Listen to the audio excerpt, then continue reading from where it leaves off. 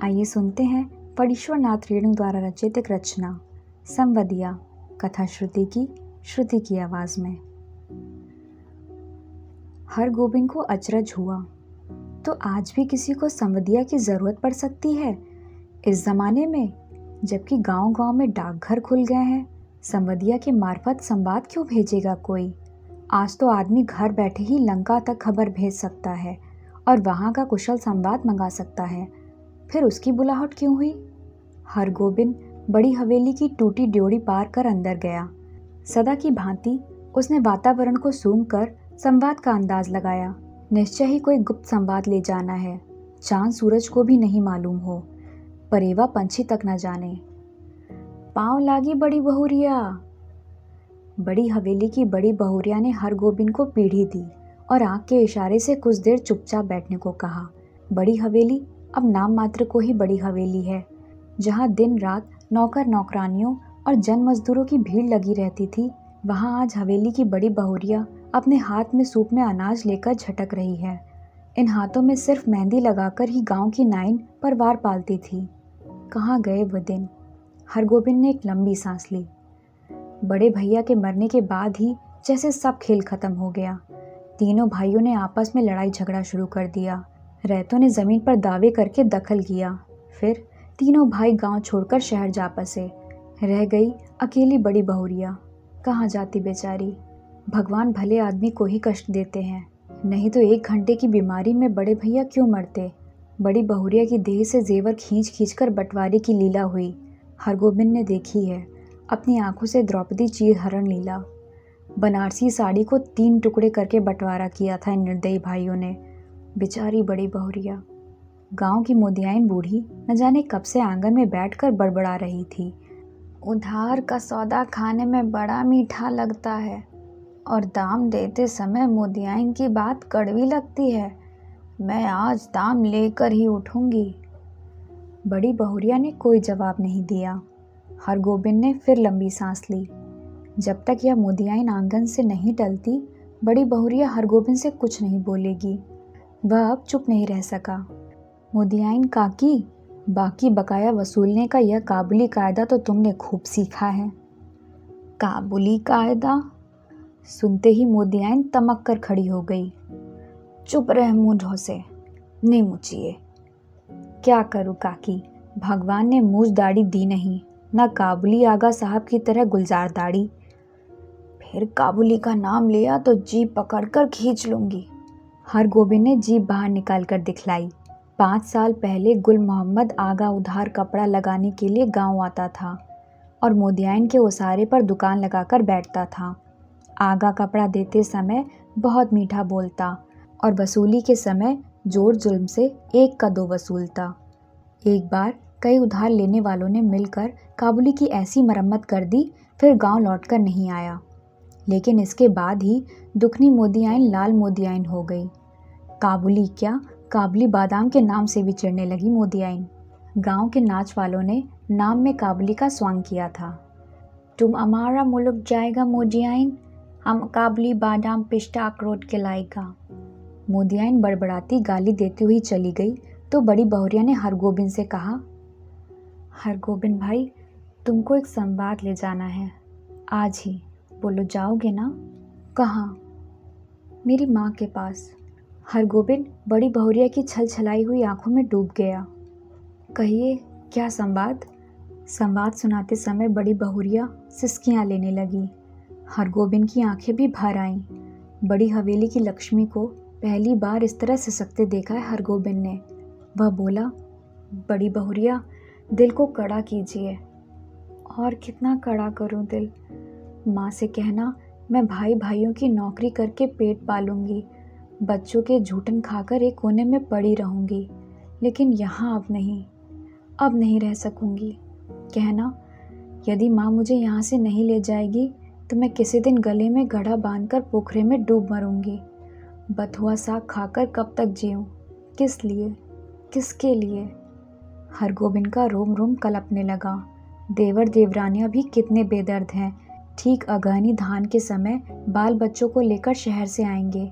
10-15 दिनों में कर्ज उधार की ढेरी लगाकर वापस जाते समय दो दो मन के हिसाब से चावल चूड़ा ले जाएंगे। फिर आम के मौसम में आकर हाजिर, कच्चा पक्का आम तोड़कर बोरियों में बंद करके चले जाएंगे। फिर उलटकर कभी देखेंगे भी नहीं। राक्षस हैं सब। बड़ी बहुरिया आँच के खूंट से 5 रुपए का एक गंदा नोट निकालकर बोली, पूरा राह खर्च भी नहीं जुटा सकी। आने का खर्चा माँ से मांग लेना। उम्मीद है भैया तुम्हारे साथ ही आवेंगे। हरगोबिंद बोला, बड़ी बहुरिया, राह खर्च देने की ज़रूरत नहीं, मैं इंतज़ाम कर लूँगा। तुम इंतज़ाम कहाँ से करोगे? मैं आज 10 बजे की गाड़ी से ही जा रहा हूँ। बड़ी बहुरिया हाथ में नोट लेकर चुपचाप भाव शून्य दृष्टि से हरगोबिंद को देखती रही। हरगोबिंद हवेली से बाहर आ गया। उसने सुना बड़ी बहुरिया कह रही थी, मैं तुम्हारी राह देख रही हूँ। हरगोबिंद सम्मत दिया। संवाद पहुँचाने का काम सभी नहीं कर सकते। आदमी भगवान के घर से ही संवदिया बनकर आता है। संवाद के प्रत्येक शब्द को याद रखना, जिस सुर और स्वर में संवाद सुनाया गया है ठीक उसी ढंग में जाकर सुनाना सहज काम नहीं। गांव के लोगों की गलत धारणा है कि निठल्ला, कामचार और पेटू आदमी ही संवदिया का काम करता है।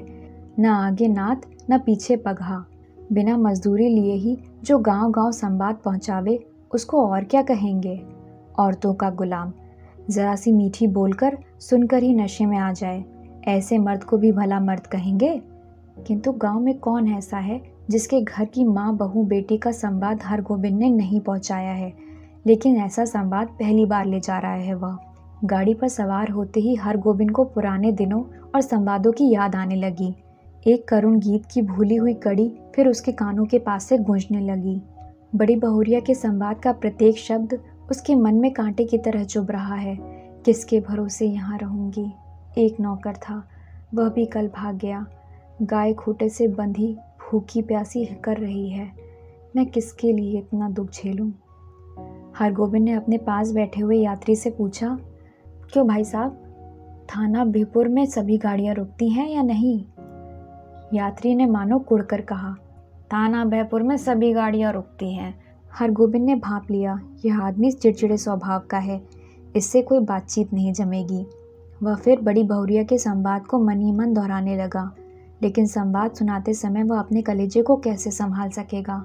बड़ी बहुरिया संवाद कहते समय जहाँ जहाँ रोई है वहाँ भी रोएगा।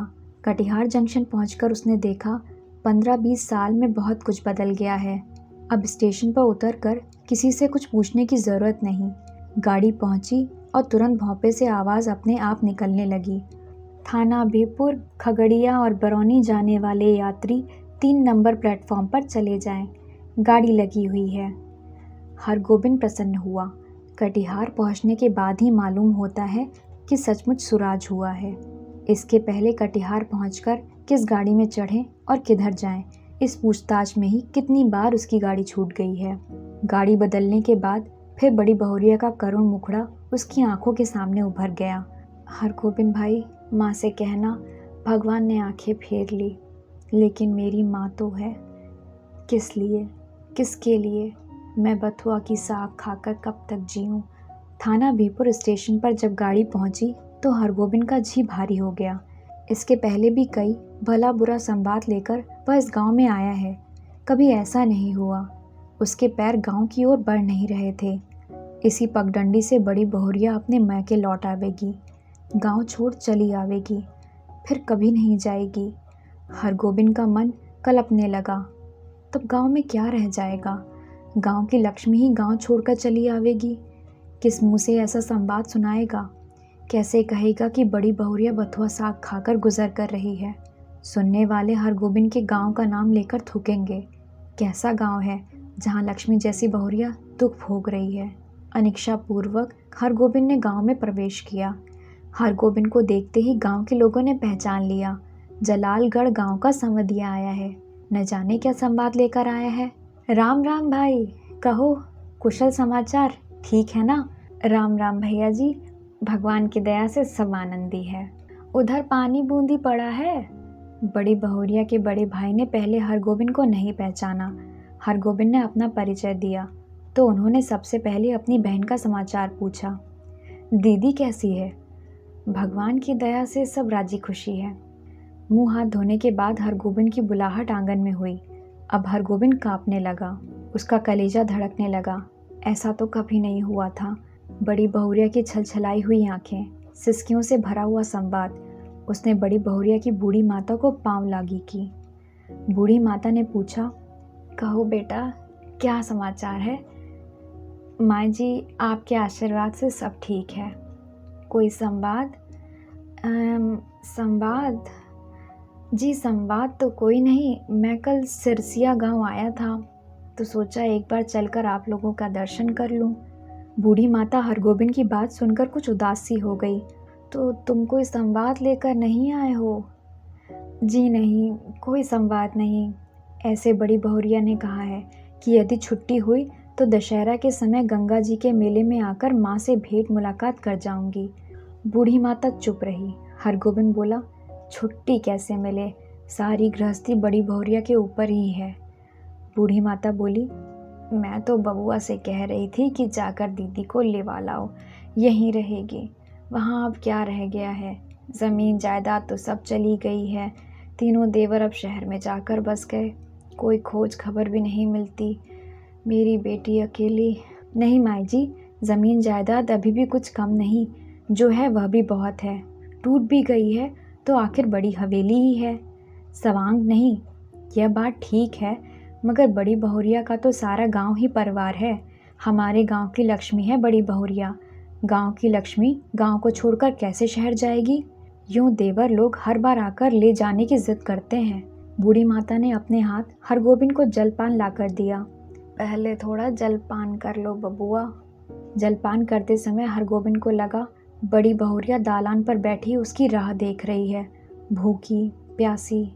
रात में भोजन करते समय भी बड़ी बहुरिया मानो सामने आकर बैठ गई। कर्ज उधार अब कोई देते नहीं, एक पेट तो कुत्ता भी पालता है, लेकिन मैं माँ से कहना। हरगोविंद ने थाली की ओर देखा। भात, दाल, 3 किस्म की भाजी, घी, पापड़, अचार। बड़ी बहुरिया बथुआ साग उबाल कर खा रही होगी। बूढ़ी माता ने कहा, क्यों बबुआ, खाते क्यों नहीं? माँ जी, पेट भर जलपान जो कर लिया। अरे जवान आदमी तो 5 बार जलपान करके भी 1 थाल भात खाता है। हरगोविंद ने कुछ नहीं खाया, खाया नहीं गया। संवदिया डट कर खाता है और अफर कर सोता है, किंतु हरगोविंद को नींद नहीं आ रही है। यह उसने क्या किया, क्या कर दिया? वह किस लिए आया था? वह झूठ क्यों बोला? नहीं नहीं, सुबह उठते ही वह बूढ़ी माता को बड़ी बहुरिया का सही संवाद सुना देगा, अक्षर अक्षर। माँ जी, आपकी इकलौती बेटी बहुत कष्ट में है। आज ही किसी को भेजकर बुलवा लीजिए, नहीं तो वह सचमुच कुछ कर बैठेगी। आखिर किसके लिए वह इतना सहेगी? बड़ी बहुरिया ने कहा है, भाभी के बच्चों के झूठन खाकर वह कोने में पड़ी रहेगी। रात भर हरगोविंद को नींद नहीं आई। आंखों के सामने बड़ी बहुरिया बैठी रही, सिसकती, आंसू पोंछती हुई। सुबह उठकर उसने दिल को कड़ा किया। वह संवदिया है, उसका काम है सही सही संवाद पहुंचाना। वह बड़ी बहुरिया का संवाद सुनाने के लिए बूढ़ी माता के पास जा बैठा। बूढ़ी माता ने पूछा, क्या है बबुआ, कुछ कहोगे? माँ जी, मुझे इस गाड़ी से वापस जाना होगा, कई दिन हो गए। अरे इतनी जल्दी क्या है, 1 आध दिन रहकर मेहमानी कर लो। नहीं माँ जी, इस बार आज्ञा दीजिए, दशहरे में बड़ी बहुरिया के साथ आऊँगा, तब डटकर 15 दिनों तक मेहमानी करूँगा। बूढ़ी माता बोली, ऐसी जल्दी थी तो आए ही क्यों? सोचा था बिटिया के लिए दही चूड़ा भेजूंगी, सो दही तो नहीं हो सकेगा। आज थोड़ा चूड़ा है, बासमती धान का, लेते जाओ। चूड़ा की पोटली बगल में लेकर हरगोविंद आंगन से निकला तो बड़ी बहुरिया के बड़े भाई ने पूछा, क्यों भाई, राह खर्च है तो? हरगोविंद बोला, भैया जी, आपकी दुआ से किसी बात की कमी नहीं। स्टेशन पर पहुंचकर हरगोविंद ने हिसाब किया। उसके पास जितने पैसे हैं उससे कटिहार तक का टिकट ही वह खरीद सकेगा, और यदि चौन्नी नकली साबित हुई तो सैमापुर तक ही। बिना टिकट के वह एक स्टेशन भी नहीं जा सकेगा। डर के मारे उसकी देह का आधा खून गया। गाड़ी में बैठते ही उसकी हालत अजीब हो गई। वह कहाँ आया था, क्या करके जा रहा है? बड़ी बहुरिया को क्या जवाब देगा? यदि गाड़ी में निर्गुण गाने वाला सूरदास नहीं आता तो ना जाने उसकी क्या हालत होती। सूरदास के गीतों को सुनकर उसका जी स्थिर हुआ। सूरदास चला गया तो उसके मन में बैठी हुई बड़ी बहुरिया फिर रोने लगी। किसके लिए इतना दुख सहूं। 5 बजे भोर में वह कटिहार स्टेशन पहुंचा। भोंपे से आवाज़ आ रही थी, बैरगाछी, कुसियार और जलालगढ़ जाने वाले यात्री 1 नंबर प्लेटफॉर्म पर चले जाएं। हरगोबिंद को जलालगढ़ स्टेशन जाना है, किंतु वह 1 नंबर प्लेटफॉर्म पर कैसे जाएगा? उसके पास तो कटिहार तक का ही टिकट है। जलालगढ़ 20 कोस। बड़ी बहुरिया राह देख रही होगी। 20 कोस की मंजिल भी कोई दूर की मंजिल है? वह पैदल ही जाएगा। हरगोबिंद महावीर विक्रम बजरंगी का नाम लेकर पैदल ही चल पड़ा। 10 कोस तक वह मानो बाई के झोंके पर रहा। कस्बा शहर पहुंचकर उसने पेट भर पानी पी लिया। पोटली में नाक लगाकर उसने सूंघा। आहा, बासमती धान का चूड़ा है, माँ की सौगात बेटी के लिए। नहीं, वह इसे एक मुट्ठी भी नहीं खा सकेगा। किंतु वह क्या जवाब देगा बड़ी बहुरिया को? उसके पैर लड़खड़ाए। ओहो, अभी वह कुछ नहीं सोचेगा। अभी सिर्फ चलना है, जल्दी पहुंचना है गांव। बड़ी बहुरिया की डबडबाई हुई आंखें उसको गांव की ओर खींच रही थी। मैं बैठी राह ताकती रहूंगी। 15 कोस। माँ से कहना अब नहीं रह सकूंगी। 16, 17, 18। जलालगढ़ स्टेशन का सिग्नल दिखाई पड़ता है। गांव का ताड़ सिर ऊंचा करके उसकी चाल को देख रहा है। उसी ताड़ के नीचे बड़ी हवेली के दालान पर चुपचाप टकटकी लगाकर राह देख रही है बड़ी बहुरिया, भूखी प्यासी। लेकिन यह कहाँ चला आया हरगोबिंद? यह कौन गांव है? पहली सांझ में ही अमावस्या का अंधकार। किस राह से वह किधर जा रहा है? नदी है? कहाँ से आ गई नदी? नदी नहीं, खेत है। ये झोपड़े हैं या हाथियों का झुंड? ताड़ का पेड़ किधर गया? वह राह भूलकर न जाने कहाँ भटक गया। इस गांव में आदमी नहीं रहते क्या? कहीं कोई रोशनी नहीं, किससे पूछूं? वहाँ वह रोशनी है या आंखें? वह खड़ा है या चल रहा है? वह गाड़ी में है या धरती पर? हरगोबिंद भाई आ गए? बड़ी बहुरिया की बोली या कटिहार स्टेशन का भौंपा बोल रहा है। हरगोबिंद भाई, क्या हुआ तुमको? बड़ी बहुरिया। हरगोबिंद ने हाथ से टटोल कर देखा। वह बिछावन पर लेटा हुआ है। सामने बैठी छाया को छूकर बोला, बड़ी बहुरिया। हरगोबिंद भाई, अब जी कैसा है? लो, एक घूंट दूध और पी लो। मुंह खोलो। हरगोबिंद होश में आया। बड़ी बहुरिया उसे पीने के लिए दूध दे रही थी। उसने धीरे से हाथ बढ़ाकर बड़ी बहुरिया का पैर पकड़ लिया।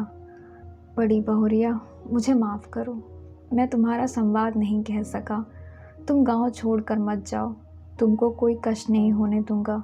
मैं तुम्हारा बेटा। बड़ी बहुरिया, तुम मेरी माँ, सारे गांव की माँ हो। मैं अब निठल्ला नहीं बैठा रहूँगा, तुम्हारा सब काम करूँगा। बोलो बड़ी माँ, तुम गांव छोड़कर चली तो नहीं जाओगी? बोलो। बड़ी बहुरिया गर्म दूध में एक मुट्ठी बासमती चूड़ा डालकर मसकने लगी। संवाद भेजने के बाद से ही वह अपनी गलती पर पछता रही थी।